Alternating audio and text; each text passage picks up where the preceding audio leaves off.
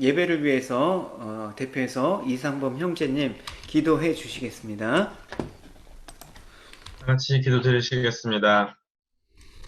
신실하신 하나님, 지친 몸을 이끌고 영육의 양식을 구하려 예배의 자리에 모인 저희의 기도를 들어주시고 영광 홀로 받아주시옵소서. 네. 한치의 오차 없이 저희의 삶을 재단하시고 저희의 일을 주관하시며 사랑을 이끄시는 아버지 하나님을 찬양합니다. 네. 온갖 수모와 치욕을 당하시면서도 저희를 용서하시고 저희의 죄를 대신하신 하나님을 경배하고 주 발에 무릎 꿇기를 기도합니다. 네. 저의 삶에 임하시어 삶의 유의를 알게 하시고 감사하게 하시며 주의 보혈로서 다시 태어나 육의 체험이 아닌 영에 충만하게 하심을 감사드립니다. 신실하신 아버님, 우리 인간에게 그동안 겪어보지 못한 큰 어려움이 있습니다. 단순히 이 세상을 살아가는 어려움뿐만이 아니라 그 속에서 기도해야 하는 이유와 시간을 저버리고 근심 걱정으로 하루하루를 보내고 있는 모습을 고백합니다. 음, 우리 힘으로 할 수 있는 일이 없음을 다시 한번 고백하는 가운데 오직 주님의 뜻만 차지할 수 있도록 하여 주시옵소서. 아멘. 이 또한 주님께서 계획하시고 극복해 나가게 하심을 믿사옵고 그 이상의 것을 바라보게 하시는 선한 하나님의 권세에 복종하며 나아가기를 기도합니다. 아멘. 이 모든 말씀 예수님 그리스도의 이름으로 기도드립니다. 아멘. 아멘.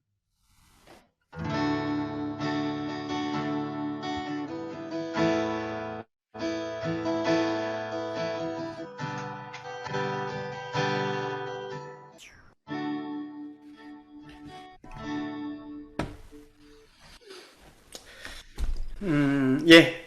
오늘 수요 예배 나누실 시편 말씀은 시편 24장 1절에서 10절까지입니다.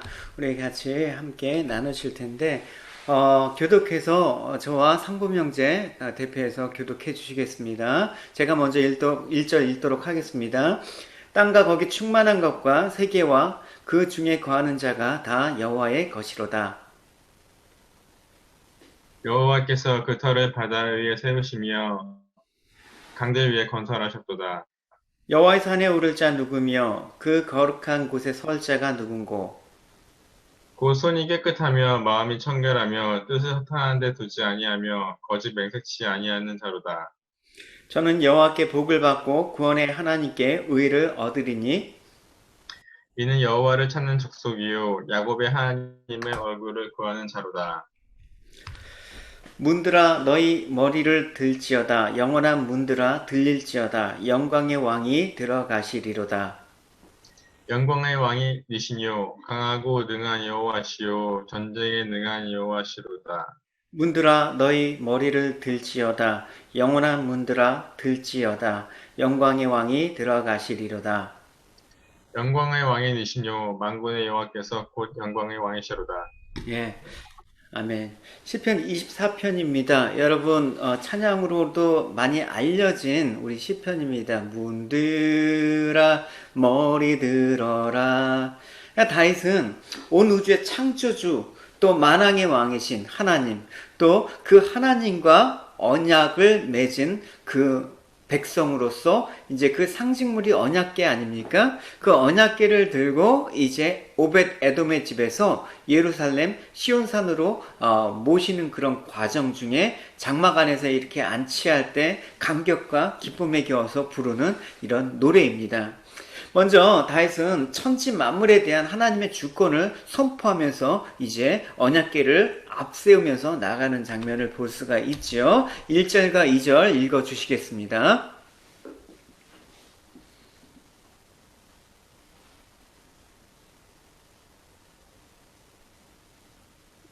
땅과 거기에 충만한 것과 세계와 그 중에 거하는 자가 다 여호와의 것이로다. 여호와께서 그 터를 바다 위에 세우시며 강들 위에 건설하셨도다. 예. 그러니까 시인은 천지 만물이 다 하나님의 소유라고 고백을 하고 있습니다. 당연한 고백입니다. 왜냐하면 지으신 분이 하나님이시기 때문에 그런 것이죠. 결국 다윗의 이 선포는 우리 인생에 있어서 진정한 인생의 주인, 이 모든 만물의 소유자는 누구인가를 먼저 선포하고 출발을 하고 있습니다. 여러분, 하루를 시작할 때, 한 해가 시작할 때, 여러분, 우리 인생을 시작할 때 바로 이 선언이 대단히 중요한 것입니다. 왜냐하면 하루를 시작할 때 오늘 하루도 내 마음대로 내 계획대로 살아야지 틀림없이 그 하루는 주님의 날이 될 수가 없기 때문에 그렇습니다. 많은 사람들이 2020년은 없어지는 해다. 왜냐하면 너무나 코로나 바이러스로 전 세계에 수독되지 않았습니까? 그러니까 2020년은 없어지는 해다. 그렇지 않습니다. 2020년도 하나님이 주관하시는 해이기 때문에 우리에게는 하나님의 해입니다. 주님의 날입니다. 그래서 우리가 가진 모든 것, 시간, 물질, 건강, 모든 여건들은 진정한 주인이 하나님이심을 선포한 상태에서 우리는 인생을 계속해서 경륜해 나가신 하나님께 의지해 나가야 되는 것입니다. 우리가 사용할 수 있는 것들이 뭐가 있습니까? 회사에서 지위가 있을 수도 있고, 또 명예나, 또 재산, 재능. 근데 우리가 이것들을 사용할 때마다 우리 것으로 여기는 경향이 물론 있습니다. 그렇기 때문에 내 마음대로 내가 원하는 대로 하고자 하는 성향이 있습니다. 그걸 우리가 뭐라고 하죠? 죄악된 성향이라고 얘기를 하고 있습니다. 내 마음대로 내가 원하는 대로 나가고자 하는 그런 방향성을 뜻하는 것이죠. 이게 죄인된 우리에게는 누구나 있는 것입니다. 근데 만일 정말 우리가 사용하는 모든 것이 우리의 것이라면 우리 마음대로 나만을 위해서 사용한다고 해서 문제될 것은 전혀 없겠죠. 내 걸 내가 사용하는 건데. 근데 오늘 본문은 내게 아니라고 출발을 하고 있는 것입니다. 여러분, 이 세상에 올 때 가져온 거 아무도 없습니다. 저희가 여러분들도 마찬가지겠지만 저 역시도 그렇고, 특별히 호주에 올 때는 진짜 아무것도 가진 것 없이 왔습니다. 진짜 적신으로 왔다라는 그 욥의 표현이 꼭 맞습니다. 그렇기 때문에 이 세상을 떠날 때는 우리가 어디를 떠날 때도 아무것도 가지고 떠날 수가 없는 것입니다. 그렇기 때문에 우리가 정말 이 세상에 왔는데 어떤 우리의 노력으로 구원을 얻기 위해서 무엇을 한다 그러면, 구원의 어떤 공로가 우리에게 있다 그러면 당연히 우리의 어떠함에 따라서 구원이 좌지우지가 될 것이지만, 사실은 이 땅의 생명, 또 우리의 영원한 생명은 우리가 무엇을 드리거나 또 내 것으로 하나님께부터 얻은 것이 아님을 우리가 알아야 되는 것이지요. 그래서 다윗은 3절과 4절을 이렇게 고백하고 있습니다. 읽어주시겠습니다. 여호와의 산에 오를 자 누구며 그 거룩한 곳에 설 자가 누구고 곧 손이 깨끗하며 마음이 청결하며 뜻을 허탄한 데 두지 아니하며 거짓 맹세치 아니하는 자로다. 예, 지금 아까 서론에서만 얘기한 듯이 다윗은 지금 언약궤를 앞세우면서 예루살렘 성전으로 올라가고 있으면서 이 찬양을 드리고 있는 것입니다.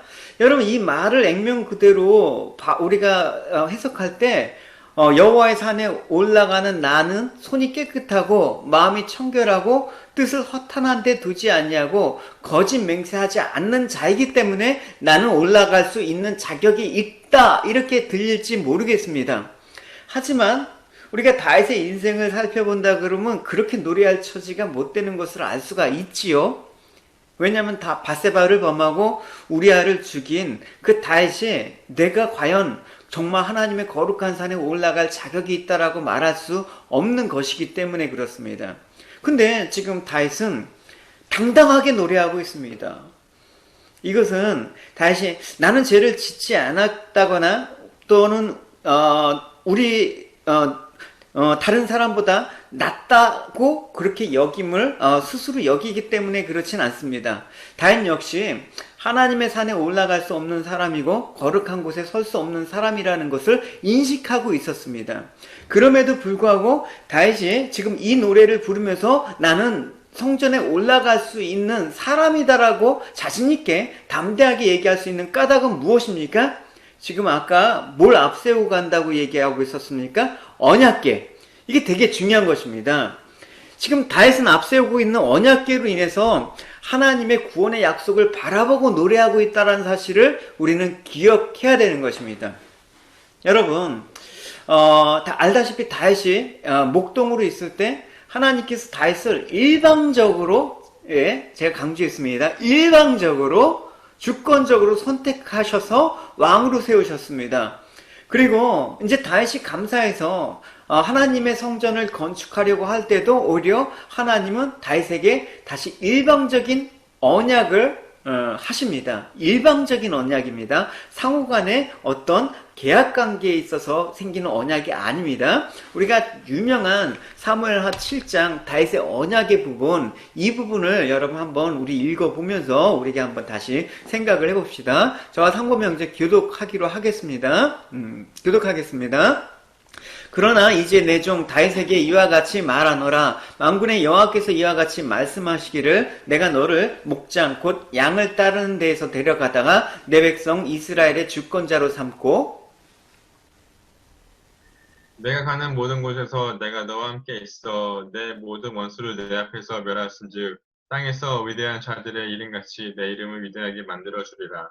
내가 또 내 백성 이스라엘을 위하여 한 곳을 정하여 그를 심고 그를 거주하게 하고 다시 옮기지 못하게 하여 악한 종류로 전과 같이 그들을 해하지 못하게 하여 전에 내가 사사에게 명령하여 내 백성 이스라엘을 다스리던 때와 같이 아니하게 하고 너의 모든 원수에게서 벗어나 편히 쉬게 하리라. 여호와가 또 내게 이르노니 여호와가 너를 위하여 집을 짓고 내 수완이 차서 내 조상들과 함께 누울 때 내가 내 몸에서 날 내 씨를 내 뒤에 세워 그의 나라를 견고하게 하리라. 그는 내 이름을 위하여 집을 건축할 것이요 나는 그의 나라의 왕위를 영원히 견고하게 하리라. 나는 그에게 아버지가 되고 그는 내게 아들이 되리니 그가 만일 죄를 범하면 내가 사람의 매와 인생의 채찍으로 징계하려니와 내가 내 앞에서 물러나게 한 사울에게서 내 은총을 빼앗은 것처럼 그에게서 빼앗지는 아니하니라. 내 집과 내 나라가 내 앞에서 영원히 보존되고 내 왕위가 영원히 견고하리라 하셨다 하라. 여기서 보십시오. 다윗이 뭐를 할 수 있는 상황이 아니라 하나님께서 일방적으로 이렇게 하겠다, 이렇게 되리라, 이렇게 일방적인 언약을 지금 하시는 장면입니다. 전혀 다윗에게 너가 어떻게 하면 이렇게 해줄 것이다 라는 조건을 내걸지 않으셨다라는 것입니다.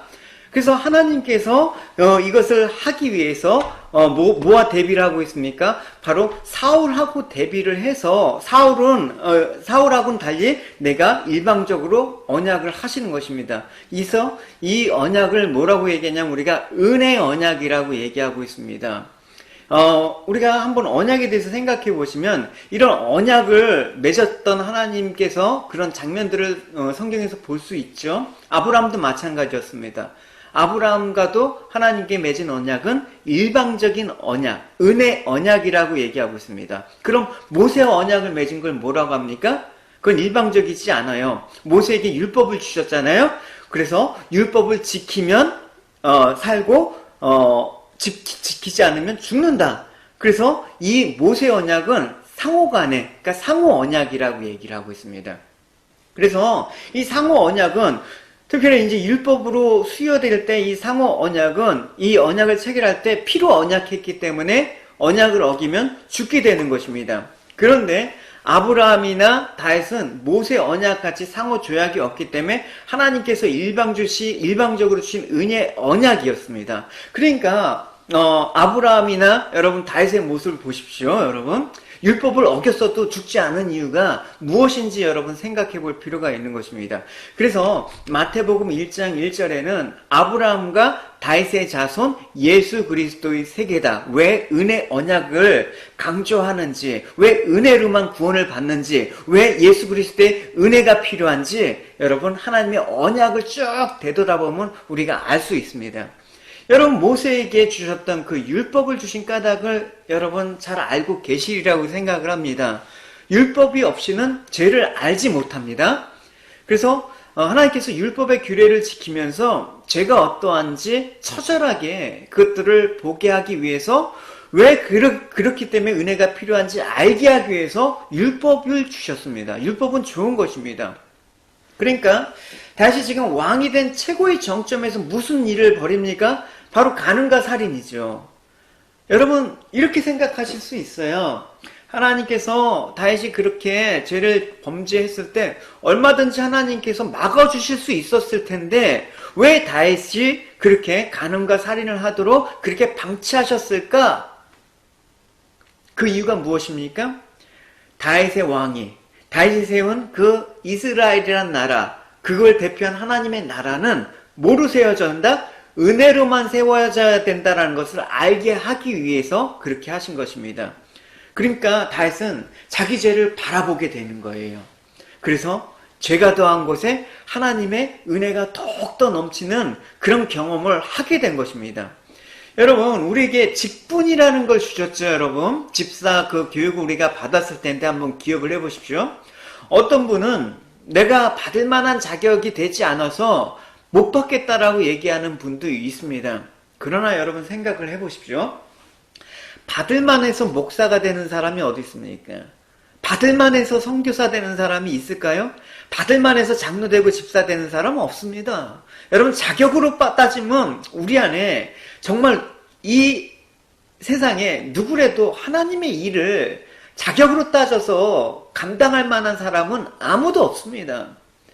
그런데 우리에게 왜 직분을 허락하셨을까? 직분을 통해서 알아야 될 것이 있기 때문에 그래요. 여러분 집사 직분 우리 교육받은 걸 한번 상기하면서 다시 한번 집사 직분의 예를 들어서 한번 설명을 해볼게요. 디모데전서 3장 13절 상배 문제 읽어주세요. 집사의 직분을 잘한 자들은 아름다운 지혜와 그리스도 예수 안에 있는 믿음의 큰 담력을 얻느니라. 예. 직분을 받은 자들이 그 직분을 잘 감당하게 되면 뭐를 얻는다? 이거 시험에 났죠? 아이고. 아름다운 지혜를 얻는다. 아름다운 지혜를 얻고, 그 다음 예수 안에 있는 믿음의 큰 담력을 얻는다라고 얘기를 하고 있어요. 믿음의 큰 담력. 이건 무엇을 얘기합니까? 직분을 통해서 믿음의 담력을 얻는다라는 게 바로 이 다윗이 지금 본인이 자격이 없음에도 불구하고 당당하게 지금 예루살렘에 입성하는 그런 모습을 상상할 수가 있는 것입니다. 담대의 은혜의 보좌 앞에 나가는 것을 지금 그려볼 수가 있는 것이죠. 그래서 그 담대함이라는 것은 뭐냐? 내 죄를 보면서 왜 하나님의 은혜가 필요한지 알게 되기 때문에 나는 내 죄를 보지 않고 내 죄를 덮어주시는 하나님의 은혜를 바라보고 담대함이 생기는 것입니다. 그러니까 여러분 우리가 직분을 감당할 때 이 직분을 감당할 수 있는 하나님의 은혜를 경험할 수 있기 때문에 직분이라는 게 필요한 것입니다. 그래서 사도 바울도 로마서에서 이렇게 고백을 하고 있습니다. 로마서 4장 말씀 읽어주실게요. 이런 것이 없이 하나님께 의로 여기심을 받은 사람의 행복에 대하여 다윗의 말한 바 그 불법을 삼으심을 받고 그 죄를 가리우심을 받는 자는 복이 있고 주께서 그 죄를 인정치 아니하실 사람은 복이 있도다 한 것 같으니라. 예. 그러니까 일하는 것도 없이 믿음으로 의롭다함을 받은 사람의 행복에 대해서 다윗이 말하고 있어요. 여러분 다윗이 얼마나 의로운 왕이었어요. 일한 것이 왜 없습니까? 많이 있죠. 근데 그가 일한 모든 것이 뭐라고 얘기하고 있냐면 다 자신이 행한 것은 죄뿐이라고 고백을 하고 있습니다. 그러니까 이제까지 내 이름, 내 영광, 내 의를 위해서 살아왔던 그 모든 행위가 사람들에게 보면 그것들이 칭송을 받고 의롭다 할지라도 주님이 보시기에는 그것들이 다 불법을 행한 것이었다라고 얘기를 하고 있습니다. 그러니까 자신이 어떤 행위로도 하나님 앞에 의가 될 수 없다라는 것을 다윗은 무엇을 통해서 깨달았습니까? 내가 간음자였고 내가 살인자였다라는 사실을 통해서 내가 정말 하나님의 앞에 오를 수가 없겠구나라는 처절한 실존적인 자각을 하게 된 것입니다. 그래서 다윗을 왕으로 세우시고 완전히 하나님께서 바닥까지 내려가서 처절하게 다윗이 뭘 깨달았습니까? 죄인임을 깨달은 것입니다. 그러니까 결국 의롭다함을 받는 것은 인간의 행위에 있는 것이 아니라 하나님의 은혜에 있음을 다윗은 아는 것입니다. 이게 복된 것입니다. 우리 찬양 있지 않습니까? 은혜로만 들어가네 은혜로만 산다네 여러분, 어떤 사람이 행복한 사람입니까? 아, 행복하면 돈이 많아야지, 행복하면 자식이 잘 돼야지, 행복하면 빌딩은 하나 있고 임대료 받아 먹고 사는 사람이 행복한 거지. 그렇지 않습니다. 다윗이 말한 바와 같이, 다윗의 말한 바와 같이 이걸 사도 바울이 인용했지만, 불법을 사함을 받고 그 죄의 가리우심을 받은 사람이 행복한 사람입니다. 하나님께서 죄인임에도 불구하고 너는 죄가 없다! 이렇게 덮어주시는 그 은혜를 맛본 사람이 복된 사람, 진짜 행복한 사람입니다.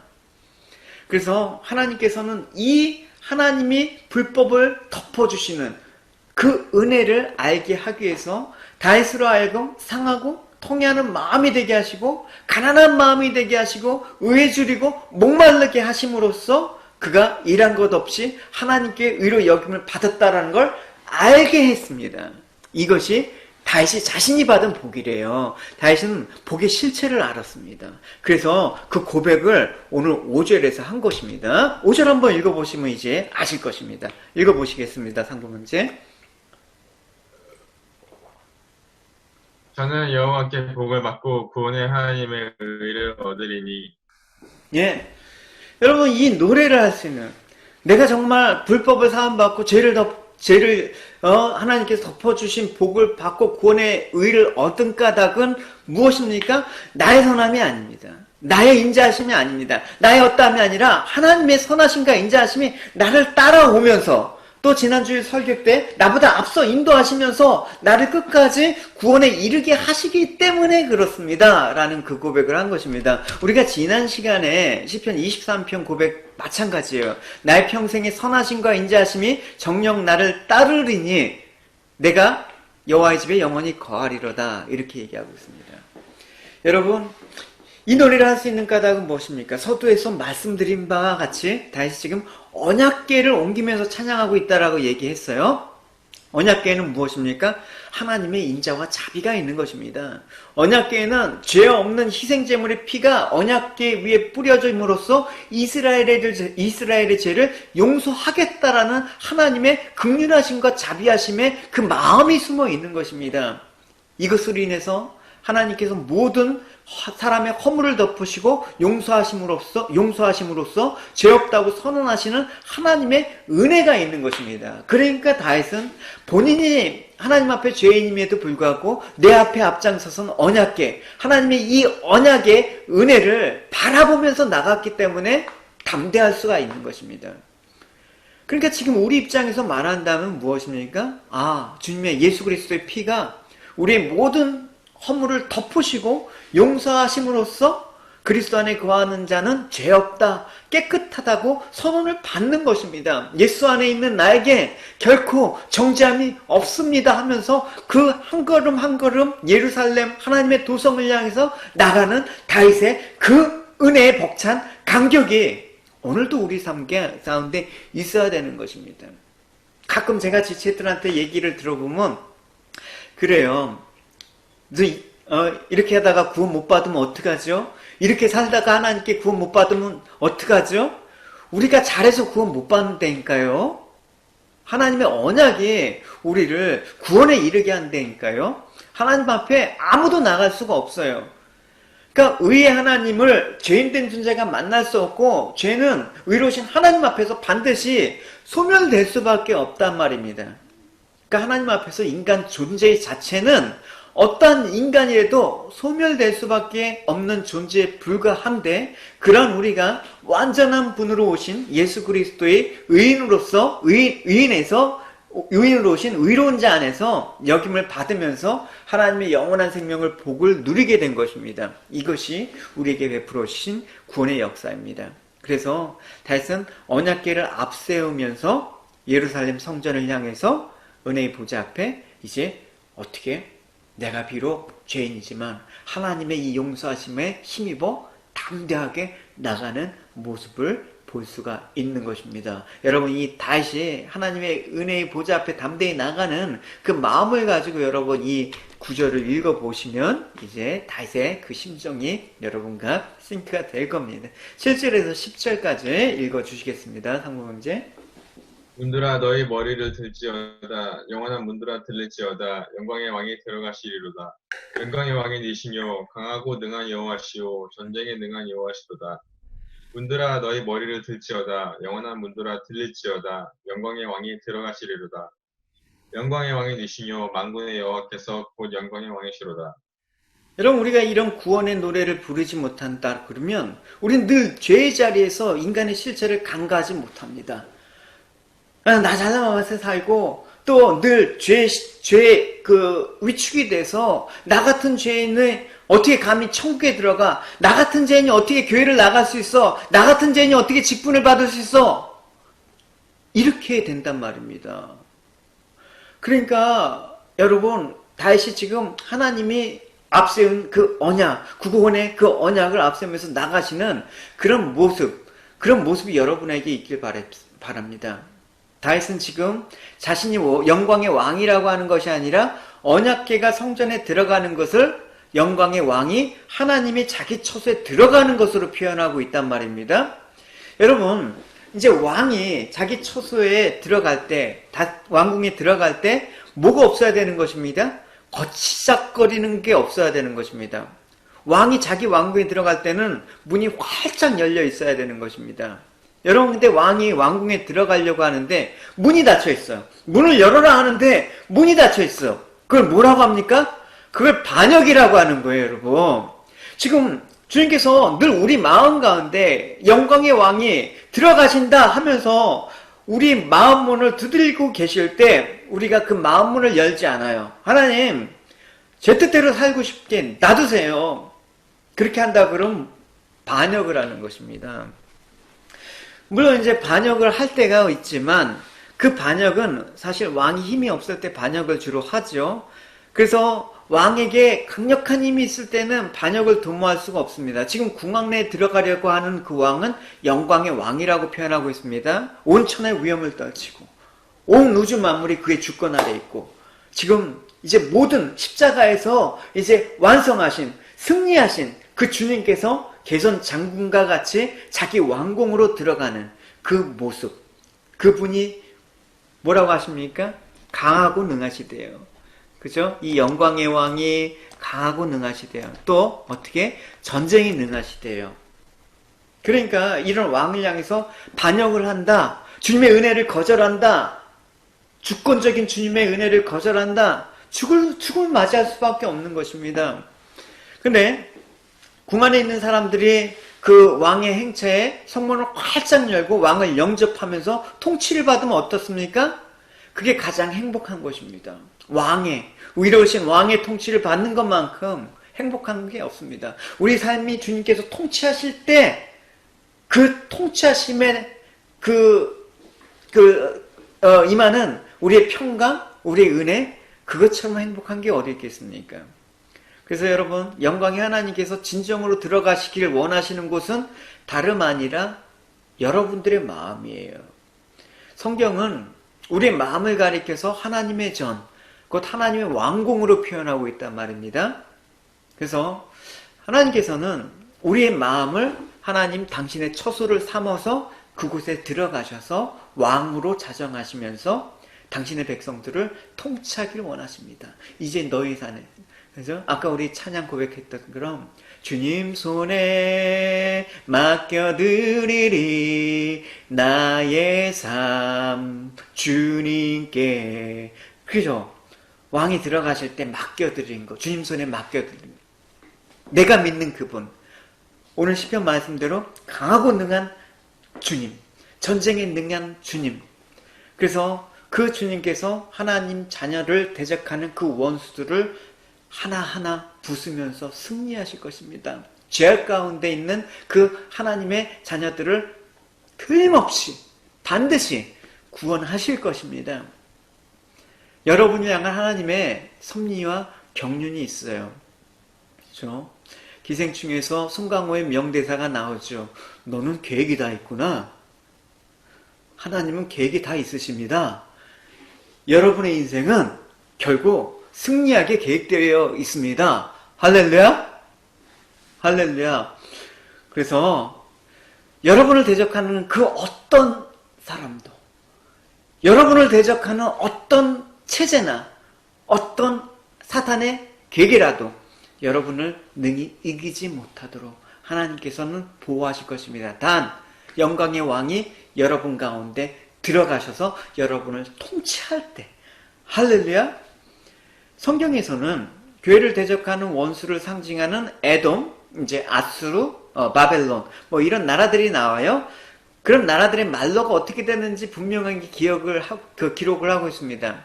하나님 대적하는 세상이 어떤지를 분명히 기록을 하고 있습니다. 여러분, 우리가 지금 에스겔서 이제 묵상으로 넘어왔죠. 바로 에스겔서에도 이런 에돔과 여러 열방들에 대한 심판이 기록되어 있어요. 여러분 묵상에 지금 같이 생각하시는 의미에서 제가 그 부분들을 한번 좀 소개해드리고 갈게요.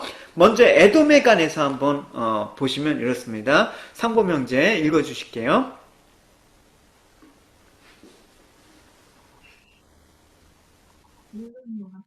이것이 여호와께서 시온을 구출하시고 그 원수들에게 복수하는 때이다.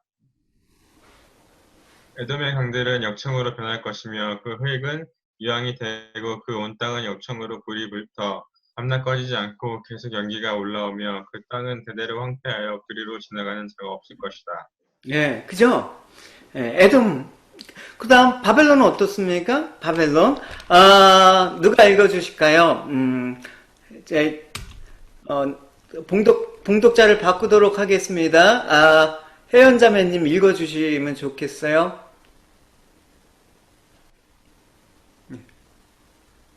마이크 키시고 읽어주세요.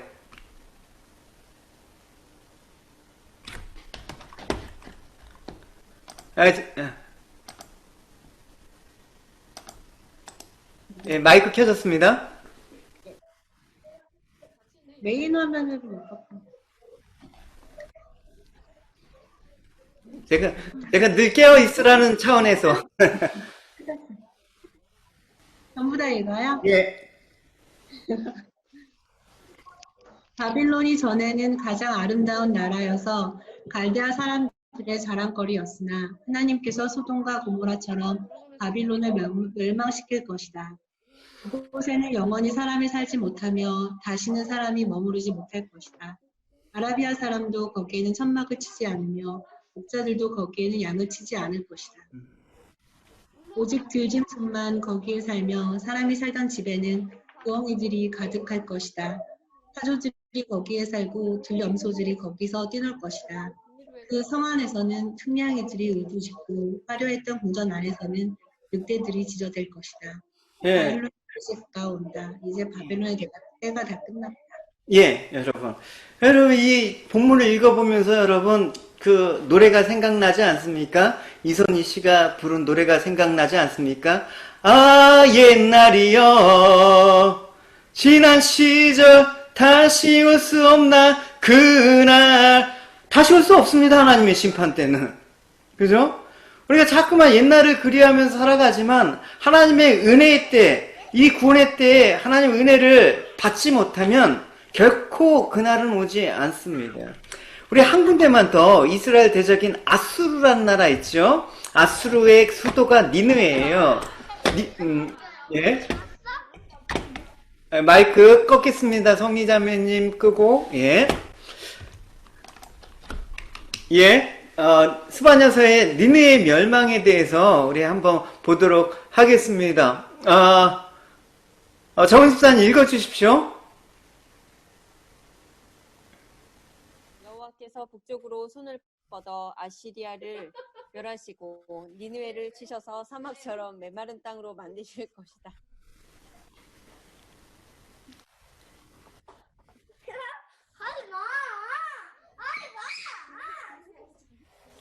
온갖 종류의 짐승들이 그 가운데 때로 누울 것이며 까마귀와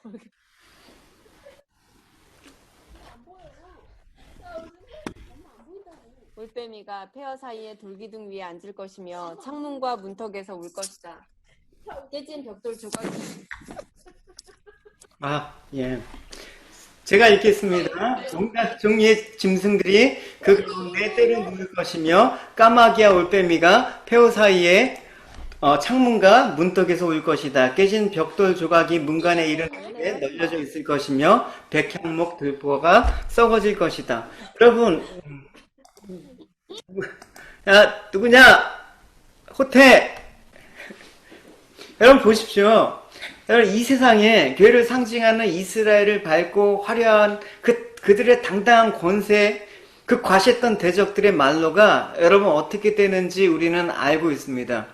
여러분, 겉으로는 화려해 보이죠. 힘있어 보이죠. 활기차 보이죠. 금과 은으로 보석으로 치장하고 있는 이 하나님을 대적했던 실체들은 결국은 하나님의 그 심판의 때 죽음이라는 그 결론을 보여주고 있습니다. 여러분, 하나님의 백성들만이 정말 이런 눈에 가려진 현실 뒤에 정말 참다운 그 세상의 실체를 볼 수 있는 사람들입니다. 그 볼 수 있는 사람들은 누구가 가능하다고요? 하나님께서 내 마음의 왕으로 자정해서 하나님의 통치하는 그 하나님의 세계를 본 사람이 세상의 실체를 보게 되는 것입니다. 우리는 그러한 세상의 힘의 원리에서 벗어나려고 애써야 되는 것입니다. 어떻게 해야지 벗어난다고요? 왕의 통치를 따라야 되는 것입니다. 하나님께서 내 백성들에게 거기서 나와라, 계속해서 성경은 공고하시는 것입니다. 출애굽 때도 그렇고 바벨론도 그렇고 우리 계시록에 이런 바벨론 같은 이런 세상에 하나님을 대적하는 곳에서 하나님께서 나와라 이렇게 얘기하시죠. 계시록 말씀을 읽어주시겠습니다. 상부명제. 또 내가 들으니 하늘로서 다른 음성이 나서 가로되 내 백성아 거기서 나와 그의 죄에 참여하지 말고 그의 받을 재앙들을 받지 말라. 예. 그러니까 이 음성을 들을 수 있는 사람은 누구입니까? 주님께서 우리의 마음을 문을 열고 들어 왕으로 자정하신 사람은 이 음성을 듣는단 말입니다. 내 백성아 죄에 참여하지 말고 그들이 받을 재앙을 받지 말아라 하면서 왕의 통치에 따른다라는 것입니다. 여러분, 조금 전에 읽은 구약의 에돔을 비롯한 하나님을 대적한 나라들의 멸망을 보면서 여러분 어떤 생각을 하고 있습니까? 아, 다행이라고 생각하셔야 돼요. 나는 그런 멸망을 당하지 않을 수 있어서 얼마나 다행인가라는 안도의 숨을 여러분 쉬셔야 되는 것입니다. 그럴 때 우리는 이 세상 가운데 하나님의 은혜 안에서 담대해질 수 있는 것입니다. 나의 어떠함이 아니라 하나님의 어떠하심 때문에 우리가 담대하게 하나님 앞에 나갈 수가 있는 것입니다. 그것이 신령과 진정의 또 예배라고 얘기를 하고 있습니다. 여러분, 우리가 큰 고난 속에서 잠시 피 흘릴지도 모르고 후퇴할지도 모릅니다. 또 눈에 보이는 대적의 세력이 지금 당장은 어마어마하기 때문에 잠시 고통을 받고 핍박을 받을지 모릅니다. 하지만 하나님께서는 계획이 있으시다니까요. 여러분이 결국 승리하십니다. 우리가 승리합니다. 할렐루야. 여러분들 향한 하나님의 계획과 섭리는 의의 길로 하나님의 집에 거하게 인도하시는 것입니다. 우리가 요셉을 보십시오. 요셉이 잠시 노예 생활을 하고 억울하게 감옥에 갇혔습니다. 그러나 요셉을 향한 하나님의 계획은 요셉이 애굽의 총리가 되어서 하나님의 구속의 역사를 이어나가는 영광의 삶들을 누리도록 하셨습니다. 그러니까 여러분, 우리가 잠시 고난과 아픔이나 슬픔이나 탄식의 어두운 밤을 보낼지도 모릅니다. 그러나 머지않았습니다. 머지않을 때 이 어두운 밤 지나서 동튼다 환한 빛 보아라 저 빛, 우리를 영광스럽게 하실 그 빛을 바라볼 때 우리는 다시 한번 힘을 얻고 그 빛을 향해서 나갈 수가 있는 것이지요. 여러분, 그 나가는 길에서 우리는 혼날지도 모릅니다. 하나님의 죄악 가운데 징계를 받을지 모릅니다. 그죠? 죄를 짓잖아요. 넘어지잖아요. 그러나 징계는 당할지언정 하나님의 택한 자는 망하진 않는다. 여러분, 이 사실을 읽을 때, 알 때 다윗은 비록 살인과 간음이라는 그 범죄에도 불구하고 징계는 당했지만 망하지 않는다. 이걸 알았기 때문에 이 영광스러운 이 예루살렘의 하나님의 입성을 찬양할 수가 있었던 것입니다. 시편 30편 5절 말씀을 읽어보겠습니다. 상보명제. 그분의 분노는 잠깐이지만 그분의 사랑은 영원합니다. 긴 밤을 울면서 보내야 하지만 아침에는 반드시 기쁨이 찾아옵니다. 예, 하나님의 사랑이 있는 한 멸망치 않습니다. 할렐루야. 주의 사랑이 있는 한 우리는 망하지 않습니다. 아침, 하나님의 영광의 때는 반드시 찾아옵니다. 지금 여러분 고통스러운 분이 계시다면 예수님의 음성을 들으시기 바랍니다. 예수님의 음성, 누가복음 6장 20절에서 23절입니다. 상무 문제. 예수께서 눈을 들어 제자들을 보시고 가라사대 가난한 자는 복이 있나니 하나님의 나라가 열 것이며 이제 줄인 자는 복이 있나니 너희가 배부름을 얻을 것이며 이제 우는 자는 복이 있나니 너희가 웃을 것이며 인자를 위하여 사람들이 너희를 미워하며 멀리하고 욕하고 너희 이름을 악하다 하여 버릴 때에는 너희에게 복이 있도다. 그날에 기뻐하고 뛰놀라. 하늘에서 너희 상이 큼이라. 너희 조상들이 선지자들에게 이와 같이 하셨느니라. 예. 여러분, 이 세상에 살 때 줄인 자도 있대요. 그죠? 우는 때도 있다라는 거예요. 그래서 우리를 미워하고 멀리할 때도 있다라는 것입니다. 그러나 결국은 하나님께서 승리하시게 할 것이다. 이 위로의 말씀을 여러분 마음에 새기십시오. 여러분 삶에 지쳐 허덕일 때마다 무엇을 바라보시라고요? 영광의 왕이 들어가신다. 마음문을 열고 여러분 주님을 영접하십시오. 믿음의 주여 온전케 하신 이인 예수를 바라보라고 히브리 기자는 얘기하고 있습니다. 읽어주시겠습니다. 믿음의 주요 또 온전케 하시는 이인 예수를 바라보자. 저는 그 앞에 있는 즐거움을 위하여 십자가를 참으사 부끄러움을 개의치 아니하시더니 하나님 보좌 우편에 앉으셨느니라. 예, 온전케 하신 예수를 바라보자라는 것은 무슨 의미입니까? 예수님만이 나를 온전케 하실 수 있다라고 고백을 하는 것입니다. 그와 동시에 예수 그리스도로 말미암아 온전케 된 사람으로서 우리는 예수님의 온전하심을 증거해야 되는 삶을 살아야 된다는 의미가 있다라는 것입니다. 그러니까 온전케 된 사람답게 사는 것은 무엇입니까? 나의 죄악 때문에 나의 연약함에도 불구하고 나를 온전케 하신 예수님을 앞세우면서 자랑하는 것입니다. 나는 죄인이지만 예수 그리스도께서 나의 모든 죄를 용서하셨다. 그걸 앞세우면서 자랑하는 사람이 하나님께 영광을 돌리는 사람이라는 것입니다.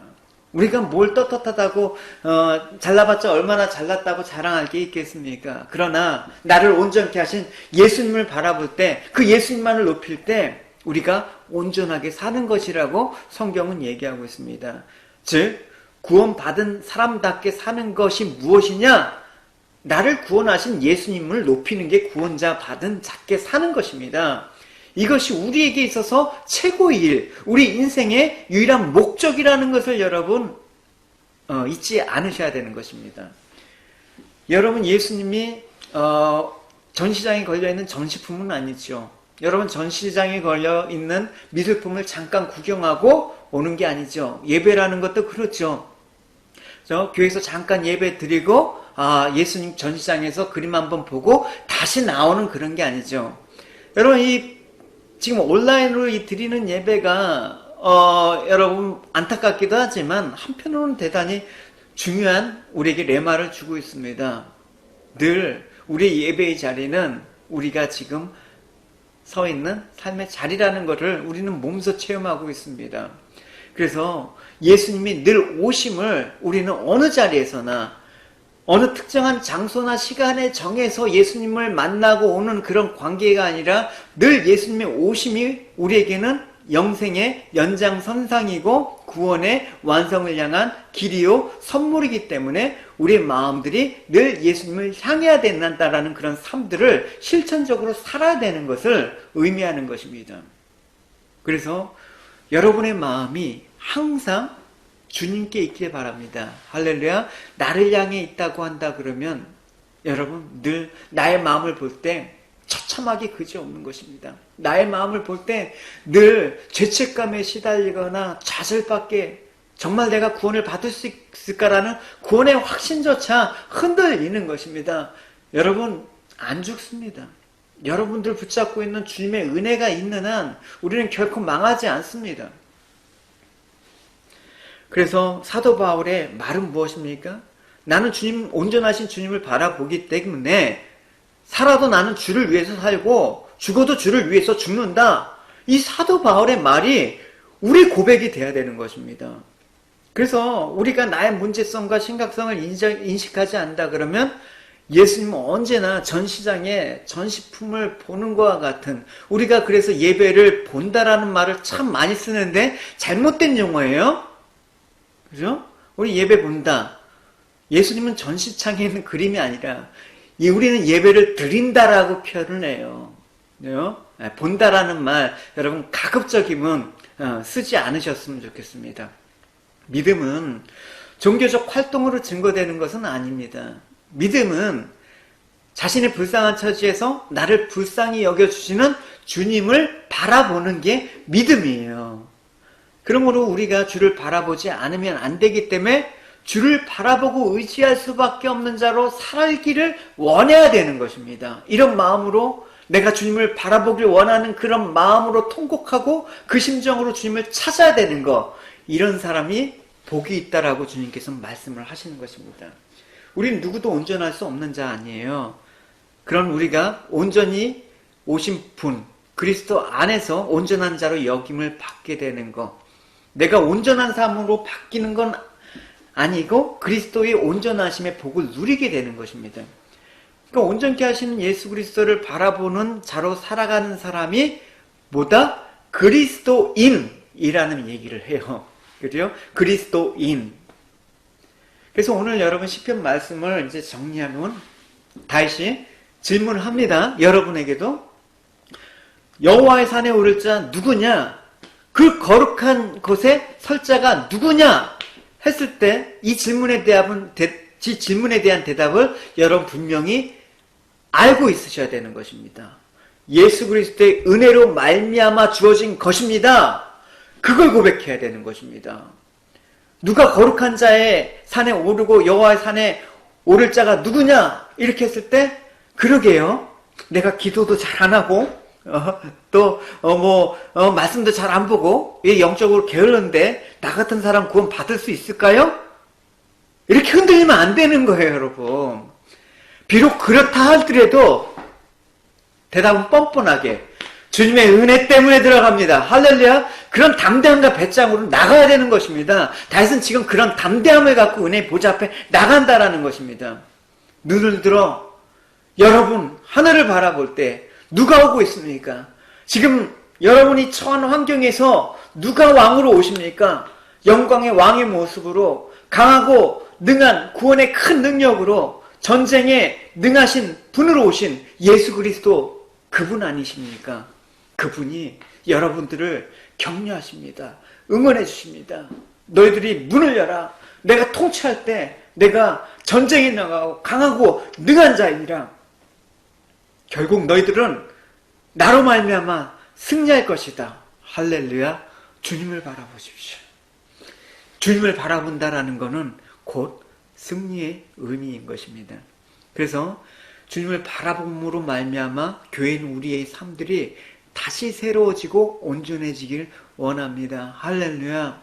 여러분, 이 시간을 통해서 주님의 은혜가 얼마나 소중한 건지 여러분 다시 한번 새로워지는 은혜가 되길 바랍니다. 여러분, 우리 일상이 참 소중했다라는 거 여러분 겪고 있잖아요. 마음대로 나가지 못하죠. 만나지도 못하죠. 여러 가지 제약이 있잖아요. 그것처럼 이런 순간이 올 때마다 주님께서 우리에게 찾아오셔서 이런 복을 누리게 한다라는 이 기쁨을 여러분 잊지 마시고 계속해서 새롭게 하실 주님을 기대하면서 여러분 지금 서 있으십시오. 여러분 반드시 우리 삶들을 주님께서 새롭게 만드실 것입니다. 그것을 뭐라고 합니까? 비전이라고 얘기하죠.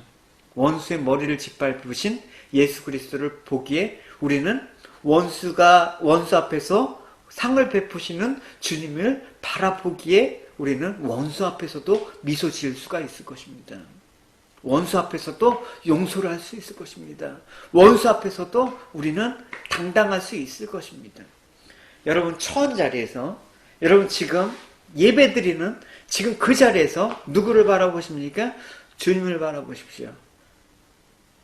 여러분 주님께서 이 모든 것들을 능히 이길 수 있도록 여러분 주님을 앞장 세우십시오.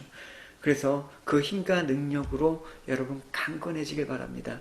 이렇게 할 수 있다라는 것이 바로 성도의 큰 특권이라는 걸 잊지 마시고, 어려운 현실 속에서 지칠 때도 있지만 계속해서 기도할 수 있는 힘과 고난을 이겨낼 수 있는 믿음과 용기를 주시기를 간절히 원합니다. 특별히 우리가 낙심하지 말고 날마다 주님을 앞세우면서 여러분 나가길 원합니다. 여러 가지 우리에게 닥치는 문제들이 참 만만치가 않아요. 효진이는 어제 밤에 잠 잘 잤어? 잘 잤어? 요즘 상태가 안 좋아요. 제가 많이 안 좋아요.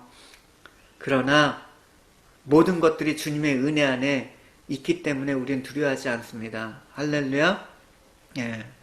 그 효진이를 담당 주치 카오 선생님이 그랬대요. 지금 너와 같은 컨디션에서 살아있는 사람은 지금 너밖에 없다고.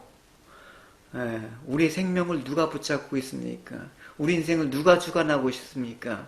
여러분, 현실 속에서 이런 상황들이 올 때마다 낙심하지 마십시오. 믿음과 용기를 갖고 영광의 왕을 맞이하시기 바랍니다. 우리 같이 찬양합시다. 오늘 시편 24편 찬양 우리 같이 함께 올려드리도록 하겠습니다.